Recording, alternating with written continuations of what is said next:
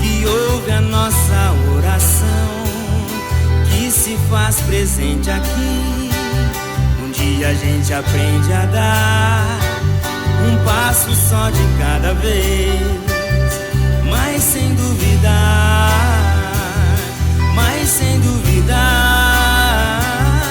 Ele continua sendo bom, Ele continua sendo Deus, Ele continua sendo bom, Ele continua sendo Deus.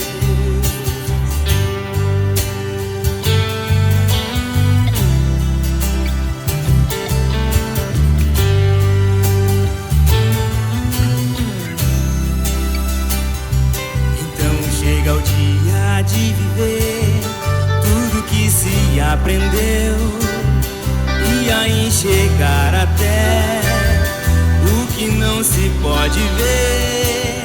Chega o dia de entender, até ouvir o não de Deus, mas sem duvidar,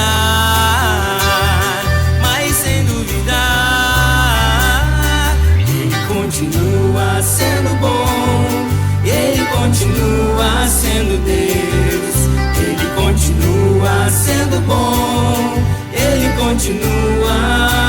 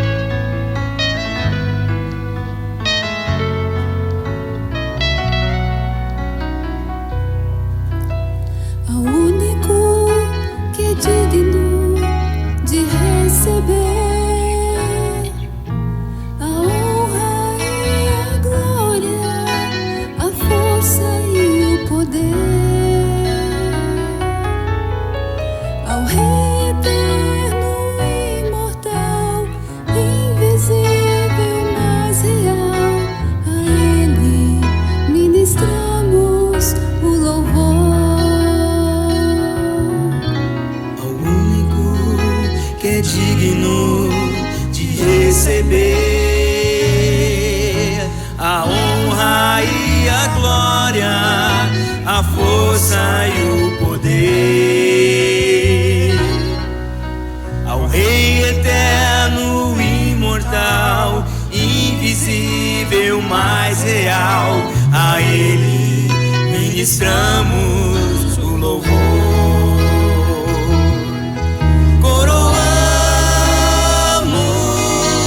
A Ti, ó Rei Jesus, coroamos a Ti, ó Rei Jesus, adoramos o Teu nome e nos rendemos aos Teus pés,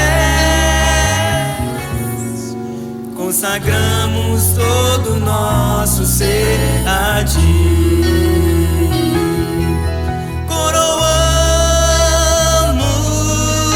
A Ti, ó Rei Jesus, coroamos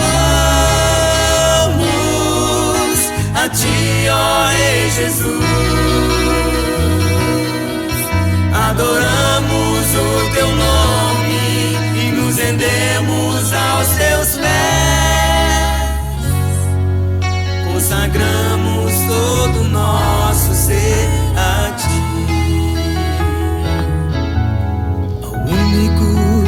Que é digno de receber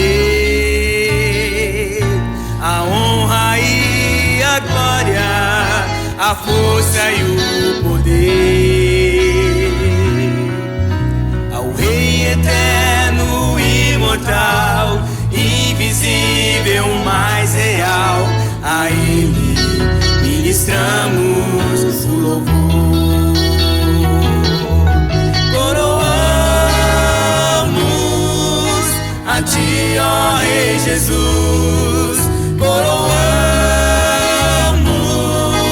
A ti, ó Rei Jesus,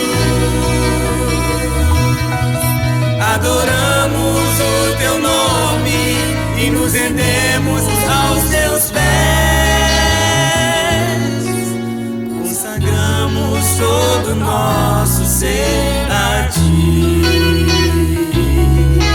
Consagramos todo o nosso ser a ti. Consagramos todo o nosso ser a ti. Meu irmão, nesse tempo tão difícil que nós estamos vivendo, apesar de nós estarmos aqui com o templo fechado, né, nosso local de culto aqui fechado, mas nossa igreja continua trabalhando e ela requer da nossa parte nossos compromissos, tanto de oração quanto de intercessão, ajuda, como nós temos recebido de muitos irmãos aqui que ainda nos seus ministérios continuam nos ajudando, sejam os músicos, o pastor Sandro aqui nos ajudando na questão de gravar os vídeos, outros pastores, líderes que estão dando as suas aulas. É o que nós podemos fazer ainda para mantermos nossas ministrações e aquilo que nós podemos compartilhar, né, com você que é membro dessa comunidade. E eu te peço que você seja sensível a tudo isso, porque essa causa, esse projeto ainda precisa da sua ajuda e vai precisar sempre de sua ajuda, a sua contribuição. E nesse tempo nós estamos encontrando dificuldades de arrecadarmos e fazemos nossas arrecadações aqui, mas não são impedidas de você fazer sua contribuição na conta da igreja, né, ou de outra forma. Nos procure, faça a sua contribuição. Você pode passar no cartão, mas não deixe, por favor, de nos ajudar a manter essa causa, essa obra. A Comunidade Batista Nacional de Cruz Alta, ela precisa de você, para que ela venha se manter. Nós temos nessa semana próxima agora muitos compromissos. Nosso aluguel, as ajudas de cultos dos pastores, todas as nossas despesas que nós temos com nossas compras que nós fizemos algum tempo atrás. Então, eu peço a você, por favor, nos ajude. Seja generoso, seja instrumento de Deus nesse tempo. Aplique a sua fé, ou melhor, pratique a sua fé nesse tempo. E a sua fé, ela passa-se por isso, por contribuições daquilo que eu creio que você entende como uma causa do Evangelho, do Reino de Deus nesse tempo. E ela se chama Comunidade Batista Nacional. Também peço a todos que também contribuam com o gênero alimentício. Já começamos a distribuir nossas cestas básicas a pessoas, a irmãos que estão passando nesse tempo tempos de dificuldade. E você tem sido instrumento de Deus para essas vidas. Continue. Procure a Tatiane Zanetti, procure a minha esposa, né, a pastora Jo. Procure-nos. Se você deseja, olha, eu quero doar alimentos, chame-nos nas nossas redes sociais e que a gente vai conseguir arrecadar e depois encaminhar as pessoas que estão necessitadas. Que Deus te abençoe, que Deus te guarde, que Deus te prospere nesse tempo, que você possa realmente ser alvo da bênção e da prosperidade de Deus. E quando isso chegar e estiver na sua vida, você possa então partir o pão e contribuir generosamente com o outro e com essa comunidade. Muito obrigado, Deus te abençoe. Graça e paz, boa noite. Para mim é um prazer mais uma vez poder estar aqui, ainda que virtualmente, mas chegar até a sua casa ou aonde você está assistindo essa ministração e poder compartilhar da palavra de Deus nesse domingo. Que Deus te abençoe e que nesse tempo Ele possa falar comigo, possa falar conosco, possa falar com você aonde você estiver.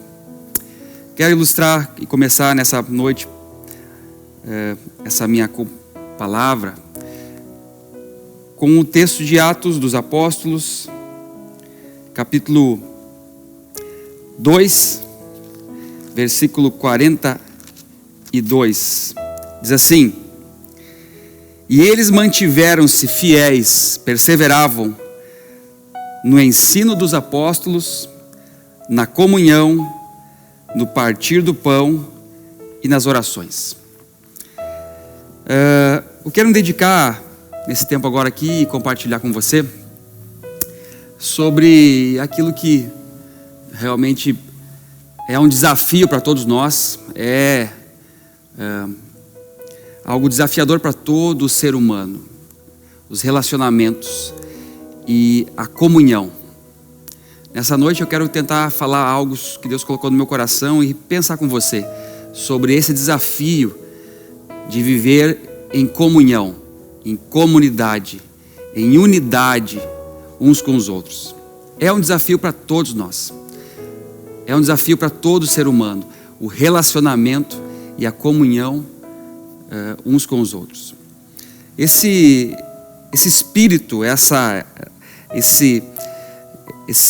virtude que os primeiros cristãos desenvolveram era elogiável. Nós lemos aqui nesse texto esse texto, capítulo 2 de Atos, versículo 42, ele é um dos textos mais maravilhosos que expressam realmente a essência da comunidade cristã que realmente conquistou o mundo da sua época. O espírito, as virtudes que eles desenvolveram, encarnaram após a morte e ressurreição de Jesus, e assim viveram baseados naquilo que Jesus compartilhou com os seus apóstolos, e consequentemente isso foi gerando esses frutos, e esses frutos de virtudes, eles foram conquistando a empatia, a admiração de toda a sociedade da época. Esse termo comunhão, ele não é um termo assim apenas bíblico ou de relações, mas ele fazia parte até mesmo, o termo comunhão ou koinonia, fazia parte da filosofia grega. Antes já de Jesus, já eles falavam sobre a comunhão, ou seja, a koinonia das pessoas que viviam na polis, ou seja, as pessoas que participavam dentro da polis, da cidade grega, né? E que tinham os seus interesses agora comuns para desenvolver aquela koinonia, aquela comunhão, aquela comunidade de pessoas. Então esse termo comunhão ou koinonia no grego, ele quer dizer tudo isso. Ele quer dizer, na sua essência, uma participação de pessoas de uma igual forma, que elas possam desenvolver seus interesses comuns, objetivos comuns, nesse ajuntamento, nesse desenvolvimento social comunitário. Por isso que é um desafio para todos nós, e é um desafio para as nossas vidas, tanto como sociedade, tanto como igreja, família, vivermos essa comunidade, essa koinonia. Interessante que essa palavra comunhão, ela faz nos entender que comunhão significa então a busca dos interesses comuns. É a busca do interesse comum. A comunhão significa então buscar um objetivo comum. Nesse tempo desafiador, nesse tempo de uma visão de mundo, uma cosmovisão, que nós temos percebido e feito a leitura dessa sociedade pós-moderna hoje, esse termo comunhão, interesse comum, interesse de um todo, uma comunidade, é um desafio para a gente viver dessa forma. Porque o mundo pós-moderno hoje, cada vez mais, ele tem sido um mundo eu não tenho algumas coisas, um mundo de consumo, onde você consome e descarta, o consumo e o descarte. Uma sociedade também que é uma sociedade narcisista, como a gente tem visto hoje, amantes de si mesmos. Comunidade não existe para quem se ama, para quem só se observa, para quem se autocompleta em si mesmo, para quem é um narciso, aquele que se ama acima dos outros e das outras coisas. Numa sociedade também que nós vemos que o hedonismo, o prazer, a busca do prazer, do bem-estar, da satisfação própria acima de outros, também é um sinal desses tempos. Tempos como hoje, pessoas querem só viver o seu próprio bem-estar, seus próprios prazeres. Também nesse tempo de hoje, se desenvolve, a gente analisa esses partidarismos, ou seja, essas segregações raciais, políticas,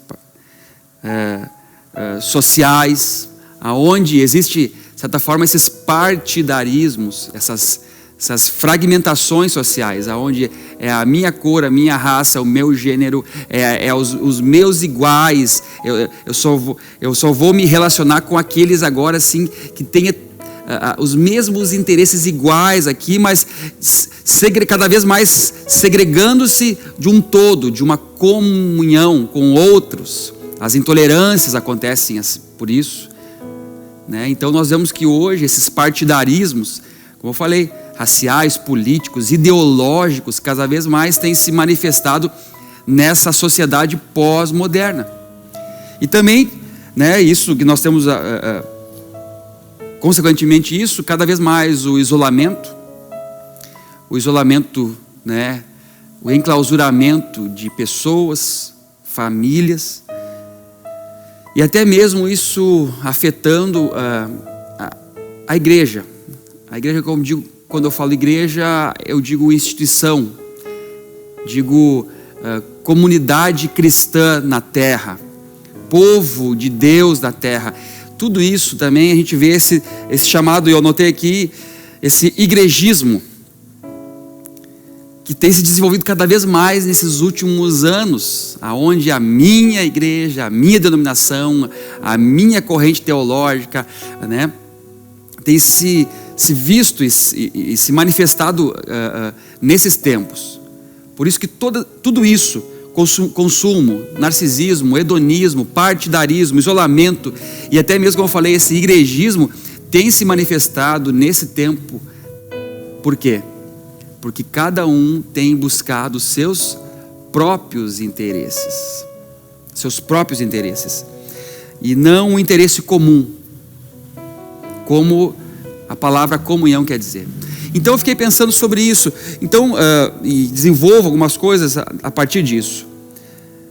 Por que então, não necessariamente comunhão quer dizer estar junto, no mesmo lugar? Comunhão, então, necessariamente não quer dizer que andar com uma pessoa significa comunhão. Comunhão necessariamente não quer dizer, então, que nossos encontros sejam realmente uma comunhão. Porque às vezes nós podemos estarmos próximos e não nos encontrarmos. Estarmos perto e não nos encontrarmos, não termos comunhão. Por isso que às vezes eu fico pensando e penso sobre, será que nós temos vivido cada vez mais juntos, mas distantes ao mesmo tempo? É um paradoxo. Por isso que nem sempre uma refeição feita junto é motivo de comunhão. Pode haver comunhão na refeição, mas pode não haver comunhão em uma refeição. Podemos pensar assim, eu estou jantando aqui com uma pessoa, tempo de comunhão.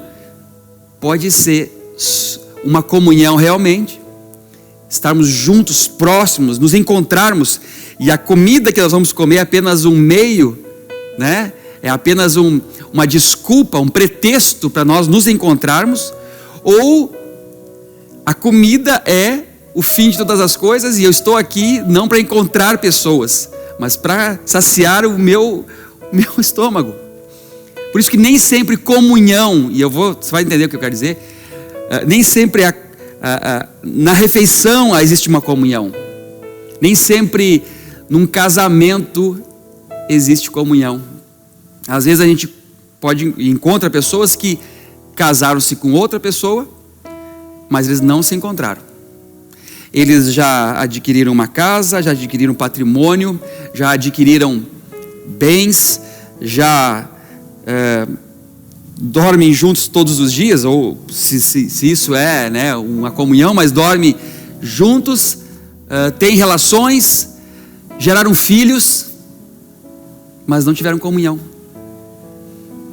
É interessante que a gente começa a pensar e ver que a sociedade, ela cada vez mais tem buscado ajuntamento, mas poucos encontros. Um casamento é um exemplo disso.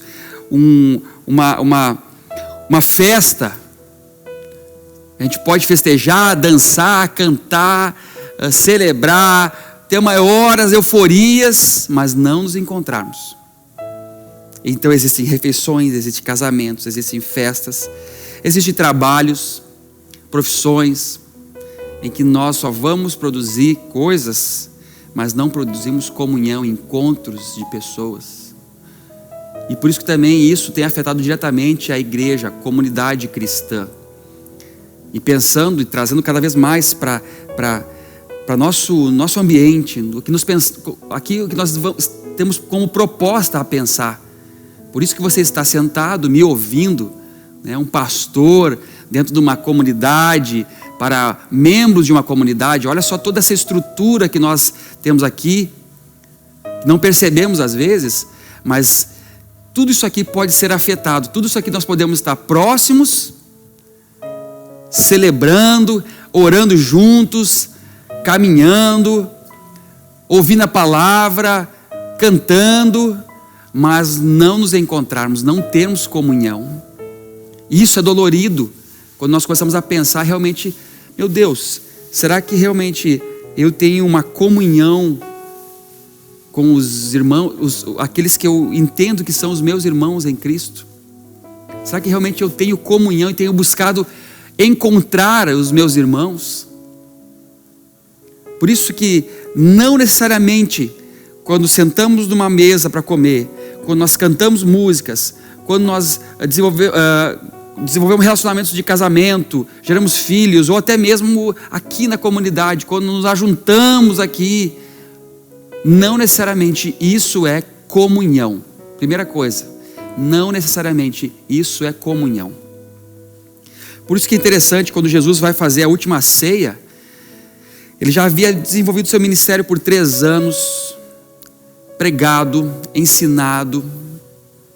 Chega no auge ali na última ceia, é o auge, né, de todo o seu ensinamento, do seu ministério, onde ele está ali cada vez mais entregando todo o legado, todo o princípio, o ensino que ele recebeu do Pai, e formando no caráter dos seus discípulos essas virtudes do reino de Deus, através de um discipulado, de um encontro com ele, que ele tinha com eles. E na última ceia a gente vai ver, a gente tinha a palavra, tinha o Cristo, o Messias, tinha a palavra encarnada, tinha louvores, que a Bíblia fala que eles cantaram os louvores, né, antes. Tinha a oração, eles deram a bracá, então tinha oração, tinha louvor, tinha a palavra. Mas também tinha um homem chamado Judas, que quando Jesus vai dizer assim, qual que é o seu interesse nisso aqui? É a pergunta que Jesus faz ali naquele momento que coloca a mão no prato. Judas, ou seja, estão numa refeição. Aí Jesus coloca a mão com ele no prato e aí pergunta para ele: Judas, o que tu tem que fazer, vai e faz agora. Judas, manifesta o teu interesse, manifesta o que está dentro de ti, manifesta realmente o que tu quer fazer. E aí a Bíblia fala que naquele momento Satanás entrou em Judas. Ele levantou e saiu da ceia, do jantar, e vai lá então e completa o seu plano de vir e trazer os soldados para prender a Jesus, e todo a gente conhece, sabe o que aconteceu. Ou seja, havia refeição, oração, palavra, mas o coração de Judas não estava naquilo. O coração de Judas não estava entregue àquela comunhão com o seu mestre, com o nosso mestre. O coração de Judas estava lá em vender, em entregar, em mostrar o líder que Jesus poderia ser para o governo romano. Não estava na comunhão com Cristo. Ele estava na busca do seu próprio interesse. E é maravilhoso que nosso Senhor Jesus faz isso com a gente ainda hoje. Essas perguntas são feitas para nós ainda hoje. Quais são os teus interesses? Em estar aqui onde você está. Em estar com quem você está. Será que você... Ele faz as perguntas para nós, olha só, o que tu quer fazer então com isso? Faz o que tu quer fazer. Faz o que... Porque quando essa pergunta ela vem até nós, ela nos traz a consciência da onde nós estamos, o que queremos e aonde queremos chegar. Essas perguntas são perguntas da nossa consciência. E o nosso mestre, o nosso Senhor, Ele faz essas perguntas ainda hoje. Aonde você está? Por que você está aqui onde você está? Porque você faz ainda. E aonde você quer ir com isso que você está fazendo? Por isso que a partir dessas perguntas nos trazemos a consciência. Tem um texto em Provérbios 18 que diz assim: aquele que se isola, ele busca seus próprios interesses. E ele despreza toda a sabedoria e a sensatez ou conselho. Aquele que se isola, ele só busca os seus próprios interesses. E ele despreza, ele ignora, ele rejeita toda a sensatez, sabedoria e conselho. Ou seja, ele é um tolo. A tolice nos leva realmente a toda essa ideia, esse auto-engano que nós somos autossuficientes, que nós não dependemos de ninguém e nem de Deus e nem da comunhão de pessoas de Deus em nossa vida. Por isso que comunhão é então um compromisso com algo absoluto. Comunhão é um compromisso do coração com algo absoluto. Comunhão são partes comprometidas com um absoluto.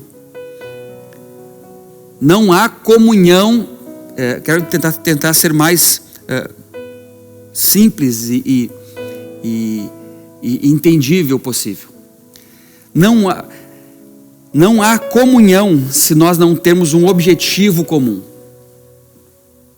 Ok? Na ceia nós vemos aqui, Cristo queria com seus discípulos desenvolver algo comum no reino de Deus. Judas tinha compromisso com outra coisa. Não poderia haver comunhão nisso, por isso que ele retirou-se disso. Ou seja, a comunhão, ela é um comprometimento nosso com algo absoluto, com amor que está dentro do nosso coração. Então, para mim ter comunhão aqui, eu estou com o Sandro aqui, o pastor Sandro. Para nós termos comunhão, primeira coisa, nós temos que ter um compromisso com algo maior do que nós e que nos consome toda a nossa energia, amor, paixões, com que faz com que nós tenhamos esse compromisso com algo absoluto.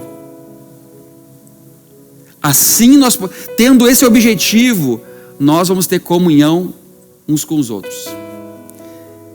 Primeiro, nós temos que pensar isso, algo comum entre as partes. Então vou usar o Sandro que está comigo aqui, vou dizer isso.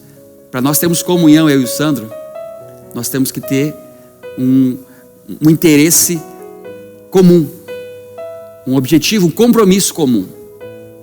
E para nós cristãos, isso é tão entendível, mas às vezes tão assim desprezado,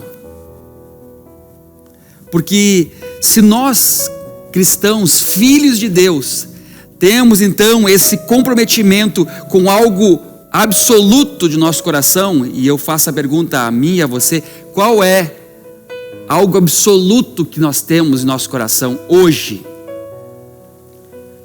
Qual é o objeto absoluto? Qual é o comprometimento do nosso coração? Com quem que nós comprometemos nosso coração? E aí nós cristãos vamos dizer, nós filhos de Deus, é com Deus, pastor. É com o Senhor, é com o seu reino, é com as suas virtudes. Nós amamos a Deus, nós amamos a Cristo, nós amamos o Senhor. Amém. Ótimo, começamos bem. Então, se eu tiver essa resposta, meu compromisso é com Deus, meu compromisso é com Cristo, é com a verdade de Deus, é com o reino de Deus, é com as virtudes do reino, é com os valores do reino, é com os interesses do reino, é com a mente de Cristo. O meu interesse é com isso. Amém. Aí você vai dizer, pastor, eu tenho o mesmo compromisso, eu tenho a mesma dedicação. Eu amo o Senhor, eu amo a Deus, o Senhor me consome todas as minhas paixões, meus amores, eu amo o Senhor. Então eu e você temos então algo absoluto, uma verdade absoluta que nós amamos. Então a partir disso nós podemos ter comunhão. A partir disso nós podemos desenvolver uma comunhão, porque nosso objetivo, nosso compromisso é com os mesmos valores, com o mesmo ente, com o mesmo Deus, com o mesmo Senhor das nossas vidas. Por isso que a igreja em Atos que eu li aqui, desculpa, ela estava assim encharcada de um espírito comunitário, porque eles estavam apaixonados, amando com todas as suas forças, suas paixões, o Criador e o seu Filho. Todos eles estavam assim, eles não tinham outro compromisso na terra mais a não ser com o Cristo, o Senhor de todas as coisas. Por isso eles desenvolviam essa comunhão entre eles. A igreja, ela é a comunhão de pessoas que amam a Deus. A igreja, essa comunhão agora, além da instituição, ela é o compromisso das pessoas que amam e vivem no senhorio de Cristo. O que nos une é Cristo. O que nos une não é uma instituição, não é um time de futebol, não é a bandeira disso. Não. Para o verdadeiro cristão, para o nascido de novo, para o Filho de Deus, o que nos une é algo absoluto que se chama Cristo, a manifestação de Deus em Cristo. É a entrega total a essa transformação através da obra de Cristo. É isso que nós podemos desenvolver, então, comunhão. Por isso que quando a gente vai ver, e aí os textos agora vamos falar alguns textos, e um dos textos que mais ilustra isso é a ceia. É a ceia lá da igreja de Corinto, um pouco mais à frente da igreja de Atos. E aí já na igreja de Corinto já tem assim as divisões, já tem os desencontros. Na igreja de Corinto já se manifesta, começa então aquela igreja ela começa a perder a percepção do que Cristo fez, o que Cristo representa para todos nós. E ela começa a perder então os comportamentos a partir das virtudes divinas. E a igreja de Corinto, no capítulo 11, versículo 17, diz assim, olha que Paulo interessante, eu vou ler alguns textos, e é maravilhoso todos esses textos. Eu quero lhe transmitir a próxima instrução, está ensinando a igreja, que diz assim, no entanto, eu não consigo louvá-los, pois quando vocês se reúnem, isso faz mais mal do que bem. Em primeiro lugar, eu ouço aos que se reunirem, vocês se dividem em facções, partidarismos. E eu creio nisso até certo ponto. Ou seja, ele diz assim, pelo fato de até acontecer alguma divisão ele diz assim, de fato, há uma necessidade de haver divisões entre vocês, para mostrar quem é quem está certo. Mas ele diz assim, portanto, quando vocês se reúnem, não é para participar da refeição do Senhor. Porque quando se alimentam, cada um come sozinho o que trouxe. Um fica com fome, outro se embebeda. Vocês não têm casa para comer e beber? Ou estão tentando mostrar, ou estão tentando mostrar desdém com a comunidade de Cristo? Ou seja, quando nós buscamos nossos próprios interesses no ajuntamento, nós estamos desdenhando do corpo de Cristo, da comunidade de Cristo. Olha que Paulo está dizendo assim, quando vocês fazem isso, vocês vêm para cá, e cada um come algo, e cada um se satisfaz, e cada um busca seu próprio interesse. Quando vocês se reúnem e fazem isso, vocês estão desdenhando. Olha que palavra forte, vocês não dão valor, vocês não dão crédito a algo que é espiritual, a algo que foi por isso que Cristo morreu. Isso é uma negligência. E ele vai dizendo mais, o que devo dizer então? Devo louvá-los? Eu devo elogiar por esse? Aí ele diz assim, bem, isso eu não consigo elogiá-los. Aí ele tem o texto, todo mundo conhece da ceia, né? Porque quando eu recebi do Senhor o ensino, e transmito a vocês, o Senhor Jesus, na noite que foi traído, partiu o pão, depois disse, deu abracá, agradeceu, né? Partiu e disse, esse é meu corpo, que é para vocês, façam isso como um memorial para mim. Todas as vezes que reunir, pensem nisso.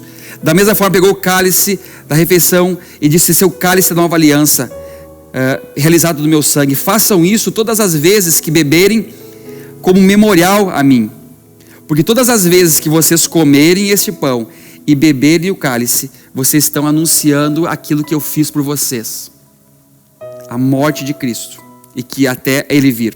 Portanto, quem comer o pão do Senhor, ou beber o cálice do Senhor, de uma forma indigna, será culpado de profanar todo o corpo e o sangue do Senhor. Por isso, a pessoa deve examinar-se a si mesma, então coma o pão e beba o cálice.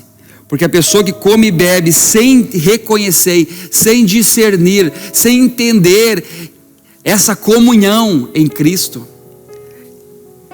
ela bebe e come para o seu próprio juízo. Esta é a razão pela qual muitos estão fracos, doentes e alguns morreram. Se nós nos examinamos, não incorreremos no juízo. Mas quando somos julgados por Deus, somos disciplinados, corrigidos, para não sermos condenados com o mundo. Então, meus irmãos, quando vocês se reunirem para comer, esperem uns pelos outros. Se alguém sentir fome, que coma em casa, para que a reunião de vocês não resulte em juízo. O que eu entendo sobre isso? Que acontecia reuniões pela igreja, com os membros dessa comunidade, mas não havia encontros de comunhão, porque os interesses não eram comuns. E quando Paulo vai advertir, olha, eu quero advertir e quero dizer para vocês que eu não consigo elogiá-los nisso. Pelo contrário, isso eu não elogio, isso eu discordo, eu não concordo com isso, eu não vejo virtude nisso. Ele diz assim, porque quando vocês comem e bebem, vocês não estão discernindo essa comunhão. Vocês não estão entendendo, não estão discernindo o valor que nós temos, que todos nós comungamos aqui pelo que Cristo fez por nós. Não, eu estou aqui por meu interesse, eu estou aqui por comer mais, eu estou aqui por beber mais, eu estou aqui por causa disso, estou aqui por causa da minha casa, da minha vida, dos meus interesses. E aí Paulo vai dizer assim, sabe por quê? Quando acontece isso e vocês não têm discernido, vocês não têm examinado a consciência de vocês, sabe por quê? O que acontece quando vocês não fazem isso? Começa então a vir o juízo.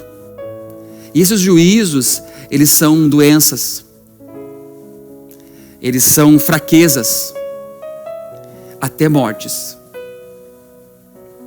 porque a gente não entende o poder da comunhão em Cristo Jesus. E por isso que realmente eu tenho pensado sobre isso. A fraqueza de uma comunidade não é porque Deus não está, não é porque Deus não quer se manifestar, é pela fraqueza da comunhão e do interesse comum e absoluto que essa igreja relativizou. Esses membros relativizaram. Os corações não estão mais no Senhor. E quando o coração não está mais no Senhor, as consequências do juízo e da permissão e disciplina divina que nós lemos aqui, é Deus então começar então a fazer algo para que as pessoas sejam tocadas por essa dor. Tem que haver uma dor nisso, tem que haver uma perda nisso. A fraqueza, a doença e a morte são disciplinas de Deus para nos acordar. Quantos de nós, quantos de pessoas que nós conhecemos, quantos de pessoas que ao longo da nossa caminhada cristã enfraqueceram, adoeceram e de várias formas essa doença, seja psíquica, emocional, seja física. E não foi porque Deus assim é ruim nisso tudo, não. É Deus tentando trazer a consciência dela que em todo o tempo que ela teve, quem sabe, num ajuntamento, ela não valorizou o objetivo que ela estava lá. E aí esse enfraquecimento, esse isolamento, essa distância por causa dos seus próprios interesses, foi enfraquecendo a sua vida espiritual, emocional. E ela foi cada vez mais declinando. E hoje, conheço muitos que pensam assim, que a palavra comunhão, vida de comunidade, andar com os irmãos, só traz más lembranças, dores, só traz fortes e terríveis lembranças que machucam ainda muitas pessoas. Por quê? Falar para elas sobre comunhão, de andar junto, de caminhar junto, ela não consegue, de tão fraca, doente, ferida, e até mesmo uns que já dormem, seja morte ou seja realmente totalmente um sono profundo, que não percebem aonde mais estão, aonde chegaram, porque desprezaram a comunhão que realmente o corpo de Cristo pode nos proporcionar. Por isso que a comunhão está, e eu quero caminhar para o meu término. Tem um texto de 1 de João, maravilhoso, que diz assim, 1 de João, capítulo 1, versículo 6 e versículo 7. Pastor, como é que eu tenho que buscar então a comunhão? Qual o desafio da comunhão com Deus e o desafio da comunhão com os meus irmãos? Qual o maior desafio de me relacionar profundamente e poder partir o pão, não por causa de uma refeição, de um interesse próprio, mas partir o pão da comunhão em Cristo? Tem um texto aqui, 1 de João, capítulo 1, versículo 5 e 6 e 7. 5, 6 e 7. Diz assim: esta é a mensagem que ouvimos dele e anunciamos a vocês. Deus é luz e não há trevas nenhuma dele. Ou seja, que João está dizendo assim, olha, há um absoluto, há uma luz absoluta, é Deus. Deus é, não é luz, não é a luz. Deus é luz, é algo absoluto e não há trevas nele. Então, nós estamos falando aqui sobre compromissos com algo absoluto, com a verdade absoluta, concreta, absoluta. Não há trevas nele, nenhuma. Versículo 6. E se nós então afirmamos que temos comunhão com ele, a luz absoluta, a verdade absoluta, mas andamos nas trevas, estamos mentindo e não vivemos na não vivemos a verdade. Então, se eu digo que eu tenho comunhão então com a luz, com ele, eu tenho comunhão com ele, mas eu ando para outro lado, então tem algo incoerente aí. Olha só o que o texto diz. Se eu amo o Senhor, se ele é o meu absoluto, se eu tenho comunhão com ele, mas eu caminho fora dessa luz, então há algo mentiroso aqui. Não é algo assim coerente. E aí diz assim, versículo 7: se porém estivermos então andando na luz, ou seja, temos comunhão com a luz, e andamos não nas trevas, mas na luz, o que acontece? Se porém estivermos andando na luz, como ele na luz está, temos então comunhão uns com os outros. Olha o que o texto quer dizer. Se nós estamos em comunhão com Deus, não andamos nas trevas, porque não é incoerência, mas há uma coerência. Andamos na luz, temos comunhão com a luz e andamos na luz, há uma coerência de comunhão e andar na luz. Consequentemente, então, diz aqui a palavra, então temos comunhão uns com os outros. Ou seja, a minha relação com o outro, a minha comunhão com o outro, depende de eu ter comunhão com Deus, andar, me comportar, viver, encarnar a luz que eu tenho comunhão. Automaticamente eu tenho comunhão com os outros. Com os outros quem? Com os outros que estão comunhão com Deus, que andam na luz. E aí é a família de Deus, é os filhos de Deus, é os filhos da luz, é os filhos da mesma essência. Andar com Deus e com os outros é andar na luz, é ter comunhão com Deus e andar no caminho da luz e andar com os que andam nesse caminho e têm comunhão com Deus. Por isso que andar com os outros depende, primeira coisa, nós andarmos em comunhão com Deus. Andando em comunhão com Deus, nós vamos começar então a buscar ter comunhão com os que andam com Deus. Por isso que é um desafio para todos nós hoje, não é assim, é uma coisa que se desdobra e se complementa, é nisso, é que quando todos nós temos que buscar a Deus, meus irmãos. Todos nós aqui, o que nós temos pensado e tentado é acordar a nossa consciência, a sua e a minha, para a gente vá para Deus, meu irmão.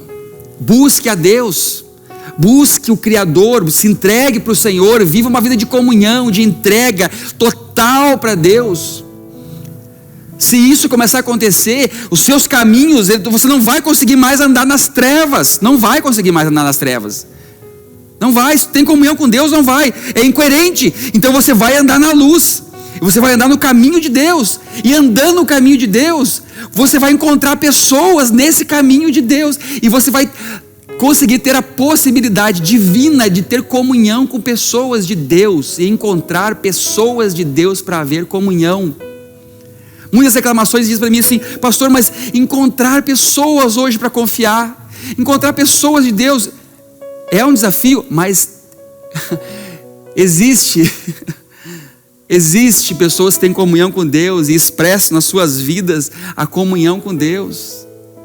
A igreja do Senhor é feita por pessoas assim. E olha que interessante, o que acontece quando a gente anda em comunhão uns com os outros, a partir da luz que nós andamos. Olha só, temos comunhão uns com os outros, e o sangue do seu Filho Jesus, ou seja, volta para a ceia, pensa na ceia, pensa assim na comunhão na ceia, tudo está ligado. O sangue de Jesus, ele purifica nos purifica, olha só, nos purifica de todo pecado. O sangue de Cristo nos purifica de todo pecado. Nossos pecados estão perdoados, amém? Por Cristo Jesus somos justificados, nossos pecados estão perdoados. O que o texto quer dizer aqui é que a comunhão permite, dá a possibilidade, dá o poder de Cristo entrar e com o seu sangue purificar nossas vidas do pecado que nós cometemos, das consequências do pecado que nós cometemos, da sujeira da vida de pecado que nós vivemos. Ou seja, é uma consequência, é andar com Deus, é viver na luz, é andar com os nossos irmãos, comunhão uns com os outros, e isso tudo, essa comunhão com Deus e com os irmãos, vai fazer com que Cristo agora derrame o seu sangue em nós e nos limpe de toda a sujeira que o pecado deixou em nós. Que as marcas do pecado, que a sujeira do pecado, os traumas desse pecado, que as consequências desse pecado sejam psíquicas, emocionais, sejam coisas terríveis que o pecado nos deixou, porque nós somos perdoados, mas aqui diz assim, olha, nós vamos ser purificados de todo o pecado, ou seja, nós vamos haver uma limpeza total em nossa vida. Esse é o poder da comunhão. Olha, eu não quero chegar, é o poder da comunhão, que a comunhão pode proporcionar para nossas vidas, meu irmão, minha irmã. Nós somos cristãos, e a comunhão com Deus e com os irmãos, Deus age nisso, e tira as sujeiras de dentro de nós, que o pecado, em qual outrora nós andávamos, nos deixou. Sujeiras são coisas que, purificação, ou seja, é coisa que assim, ó, que o pecado nos deixou, sabe? Traumas, rejeições, amarguras, sequelas, resquícios de coisas que nós sabemos que nós cometemos errado, sabemos que aquilo é pecado, Deus já nos perdoou daquilo, mas aquilo ficou dentro de nós. Por quê? Porque quando nós vamos para a luz, tudo isso é exposto. Porque se nós temos comunhão com a luz, andarmos na luz, temos comunhão uns com os outros, tudo está na luz, tudo é limpo. Para nós limparmos o lugar, para nós purificarmos algo, você não vai para a escuridão, você não desliga a luz, pelo contrário. Quando você quer expor algo, quer limpar algo, quer tirar, quer purificar algo, quer trazer uma limpeza, uma purificação de algo, você liga a luz, você bota a luz, e aí você vai ver aonde está sujo. Aqui, vou limpar, aqui eu vou tirar isso, olha que eu não tinha percebido isso aqui. Por quê? Porque a comunhão, e aí eu quero chegar num ponto, a comunhão, escute, abra o seu coração para isso, a comunhão nos faz isso. A comunhão com pessoas de Deus na nossa vida, que tem comunhão com Deus como nós temos, elas vão expor nossa vida, porque nós estamos na luz. E se eu estou com o Sandro aqui, né, Sandro? Se nós temos um objetivo comum, o absoluto de Deus, eu e o Sandro vamos caminhar para a luz, e aí na luz eu vou me expor, eu vou estar exposto, o Sandro vai estar exposto, e aí nessa comunhão nós vamos dizer assim, olha, agora o Senhor pode entrar aqui em nós, porque eu não escondo mais nada, não tenho mais nada para esconder, nada mais para fugir, nada mais, eu admito tudo isso que eu sou, porque a comunhão faz isso. Por isso, meu irmão, que andar em comunhão é andar na luz e na exposição. Jesus, olha só, interessante, nos ensina como maravilhoso é isso. Por isso que Ele é nosso Senhor e Cristo, nosso referencial de ser humano. Jesus nunca teve medo de comunhão. Jesus nunca teve medo de comunhão, de ter comunhão com pessoas, sejam santarrões, religiosos e pecadores.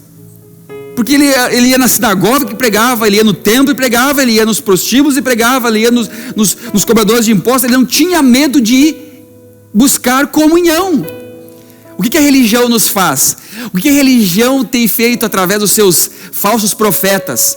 Não, você que é tão bom, você que é tão santo, isole-se desse mundo, isole-se, saia. Não busque relacionamentos, não busque amizades, só ande com pessoas, já ouviu falar isso, né? Da igreja. Só ande com pessoas assim, que realmente são pessoas excelentes assim, ao critério de religioso que você tem. Aí Jesus não tinha medo de andar com pessoas e buscar comunhão com pessoas.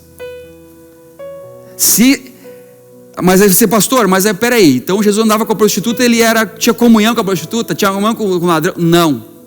Não era isso. Não era isso. É porque quando ele chegava, a Bíblia lá em João vai dizer, ele representava a luz de Deus. Ele representava toda essa revelação divina na terra. Ele não tinha medo de buscar comunhão e trazer para a luz as pessoas. É isso que eu quero chegar.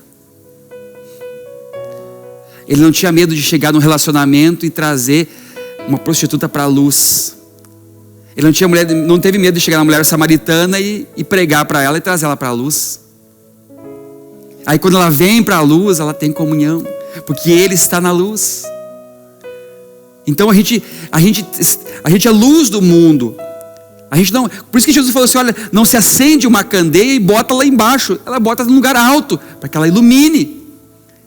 Então o poder da comunhão é um poder de cura, é um poder de restauração, de reconciliação.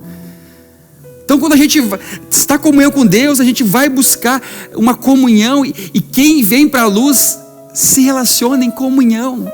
Mas para quem não quer, como Judas, levanta da ceia e vai embora. Mas para quem não busca isso, não discerne o corpo, adoece, enfraquece e até morre.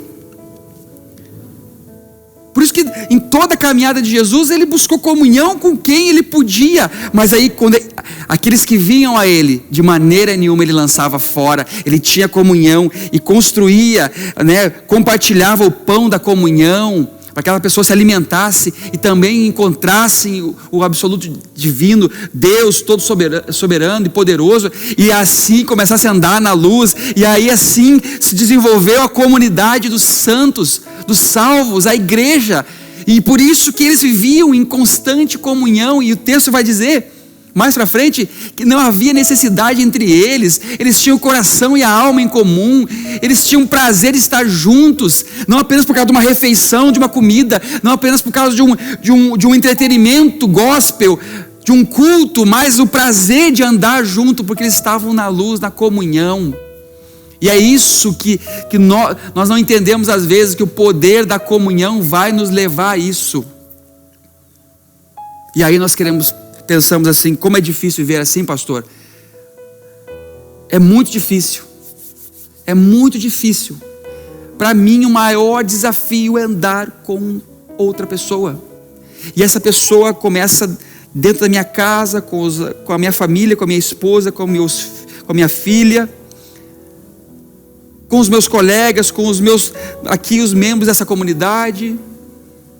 É um desafio, mas Deus me chama para andar com Ele, na luz dEle, e ter comunhão uns com os outros. Assim o efeito da purificação de toda a amargura, toda a rejeição, tudo aquilo que o pecado causou em mim é tirado de mim.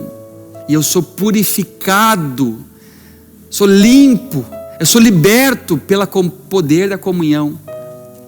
Por isso, para me encerrar, dois textos. Um é 1 Pedro, capítulo 1, primeira carta de Pedro, capítulo 1, versículo 22, diz assim: agora, olha o texto maravilhoso, diz assim: agora que vocês se purificaram por meio da obediência à verdade, de forma que tenha amor sincero pelos irmãos, amem-se profundamente uns aos outros, de todo o vosso coração.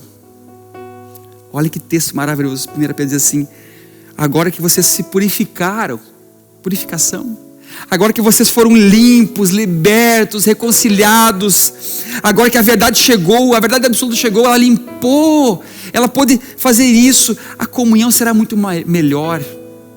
O amor de vocês será um amor agora de coração sincero, porque vocês chegaram ao absoluto, à verdade de todas as coisas. Isso trouxe então purificação de tudo isso. Agora vocês podem se amar uns aos outros, vocês podem se dedicar, e vocês podem se encontrar e se dedicar uns aos outros. E é isso que falta para mim.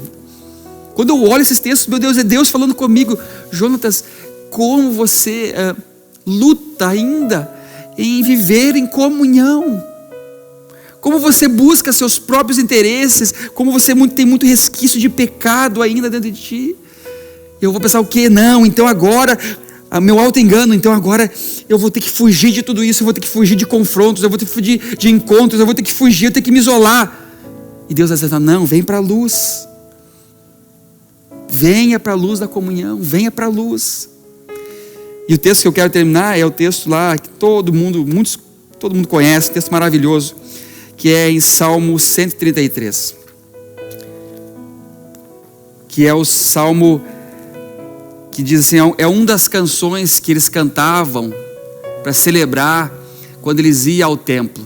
Chama-se se não estou enganado, eu posso até me enganar, mas se eu não me engano, são degraus que havia no templo. E quando eles iam ao templo, cada degrau eles falavam de um salmo, de um cântico da subida ao templo. Então cada salmo eles subiam um degrau e falavam um salmo.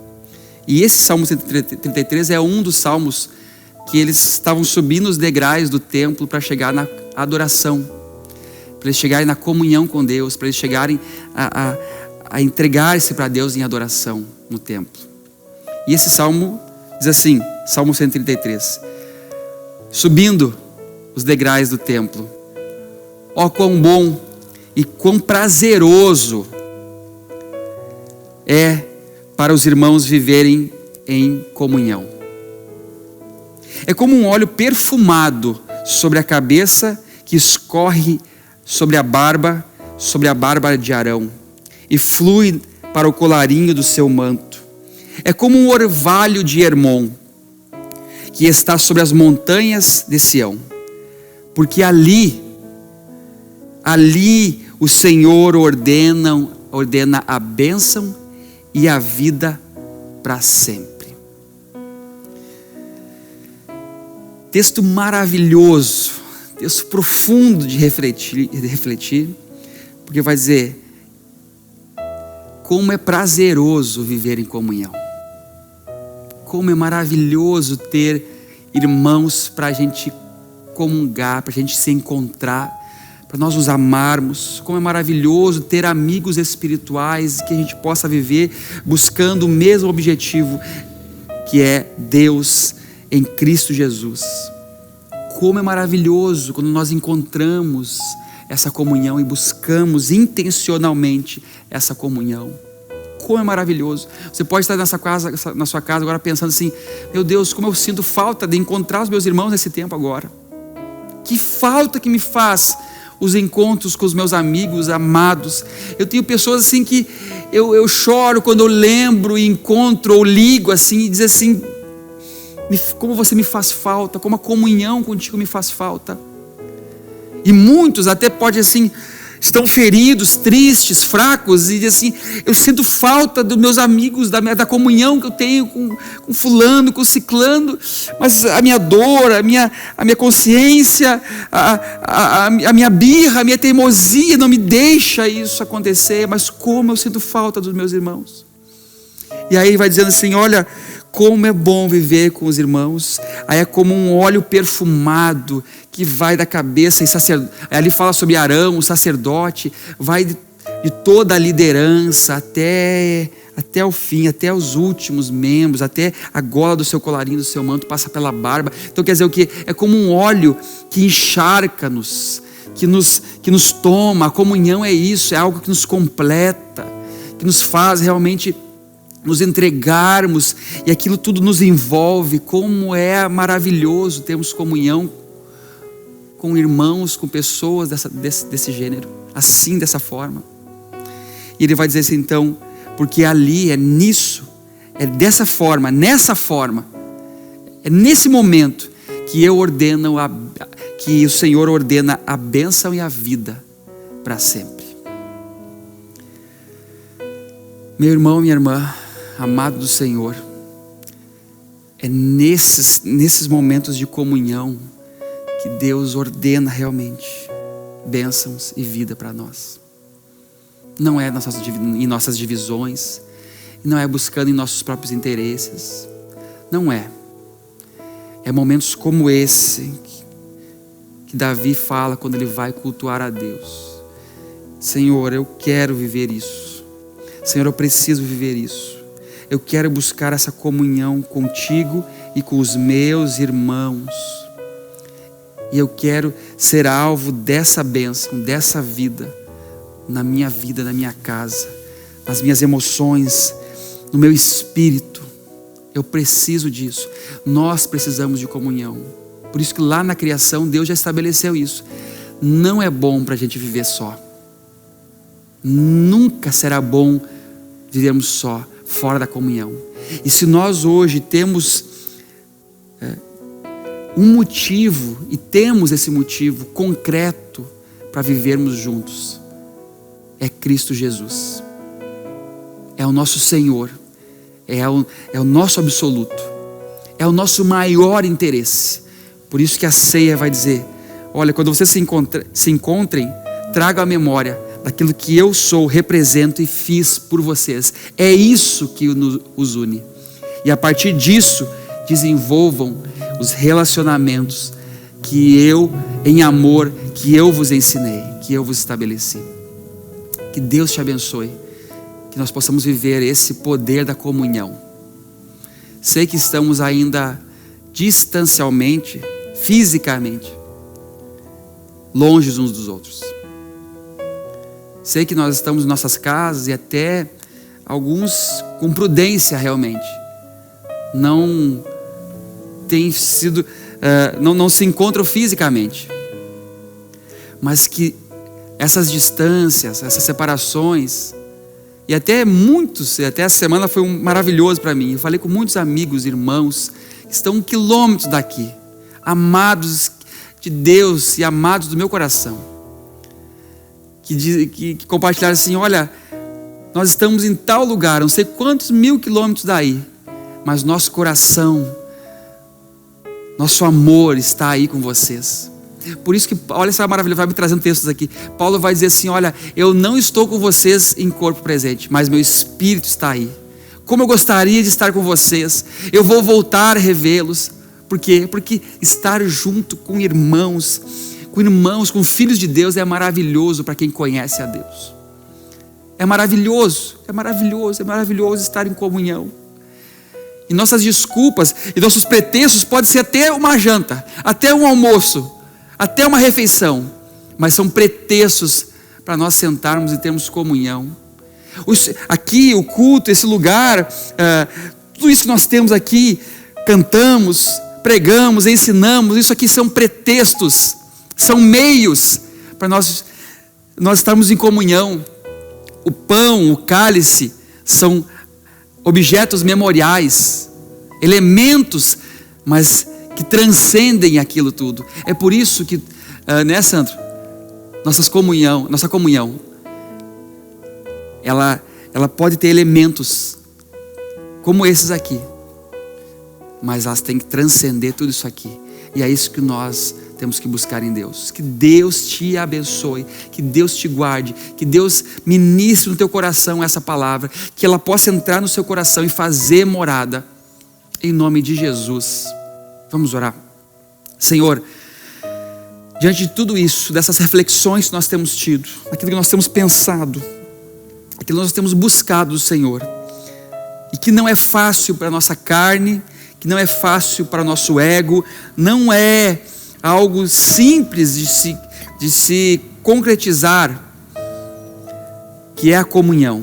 Porque a comunhão, ela luta contra a nossa individualidade, nossa natureza caída.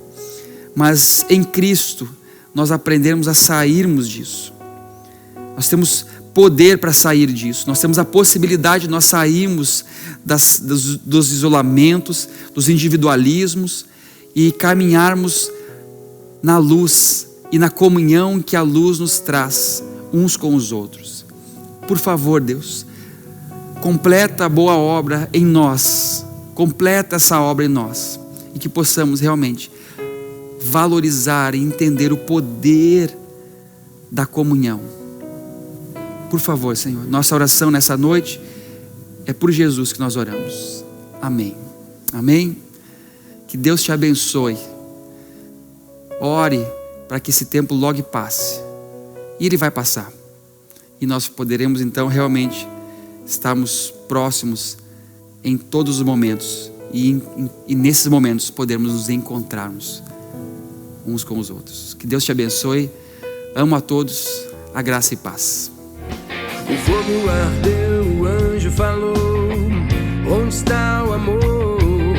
A glória se foi, a chuva molhou as palavras que ainda antes o amor me mostrou.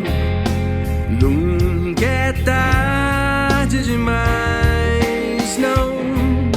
Nunca é tarde demais pra descobrir o amor que vai além dos meus versos, que parece dizer: é o Senhor quem pergunta: onde está você? Que diz que me adora, mas não me estende a mão.